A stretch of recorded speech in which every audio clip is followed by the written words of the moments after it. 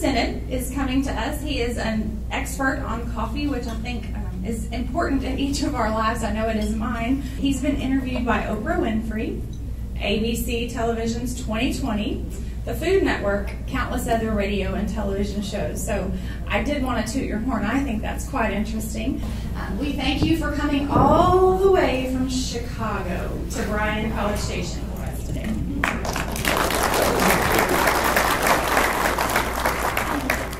My name is Kevin Sinnott. Thank you for coming, and it's great to be here. And of course, I do love coffee. Anyway, my client took my newsletter and put a Post-it note on it and said, "This is my friend Kevin. He likes coffee better than sex," and sent it to USA Today. Well, they called me up. And they called me first thing in the morning, which I said I'm a writer. It's about noon.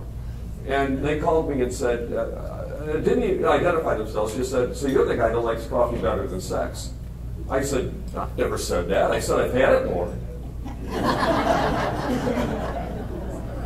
And they printed that. My goal is pretty simple. I don't claim to know more about coffee than everyone else, but I do claim to know more about brewing coffee than just about everyone else. And what I'm going to try to do today is make it possible for everyone here to empower you. It's the altar call. Learn to brew coffee like I do. They chewed on the coffee beans before battles so they could get extra energy. They found that it was very energizing. It probably was. It was chock full of caffeine. They fought better. They fought more fiercely. Anyone who's worked in an office knows. When you find a great coffee, grab it. Coffee is produce. It's like fruit. I'm going to tell you something today that no roaster in America will admit to you. All coffee has basically a 1 month.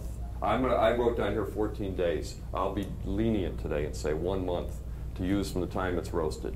It's constantly going stale. Well, the best thing you can do is buy from a roaster who really roasts the coffee fresh, and then put it in your freezer.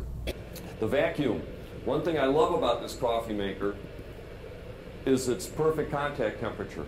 In fact, the contact temperature was found by measuring what the vacuum does. It's inherently 195 to 205 when it shoots up there. And I interviewed some waitresses once from Boyd Coffee Company who had worked in the 1950s when they had vacuum makers in diners. And they told me they used to have contests. They put the coffee makers, when they put the top in, to see if they could hit the ceiling with the coffee. And I'm like, oh my Lord. My dad was a products liability lawyer, so I just grew up being afraid of everything. He always, whatever it was, he had a client that lost an eye. I brought a new type of coffee maker, which is based on the French press, which I'm going to use today, and I think it is pretty good. It's really, the guy came up with the idea. You just put the filter in here, put the coffee, ground coffee in there, put hot water in here for 5 minutes, and then you're done. It's like a teapot. Yeah. This is a Chemex. And see, I'm using a circular motion, and then I'm going to pour a little water in, and then I'm going to stop. Because this is real fresh coffee, and I know it's hard to tell, but it's actually foaming up, which is what it should do. As a test for coffee's freshness, it should foam up. If it foams up, you know your coffee's fresh. That's carbon dioxide leaving, and then I'll leave it alone for a minute. Oh, this guy, look at that. Yeah. I'm still excited. You know, it's my electric train set. You know. Okay, and then I'm going to pour a little more on here. In fact, here, take a whiff of that.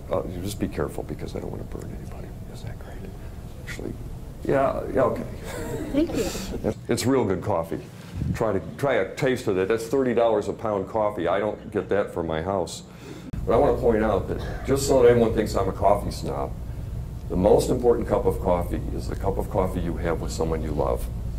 And that is what it's all about. I can help you with the technical part, but the rest is up to you. Anyway, thank you very much for having me.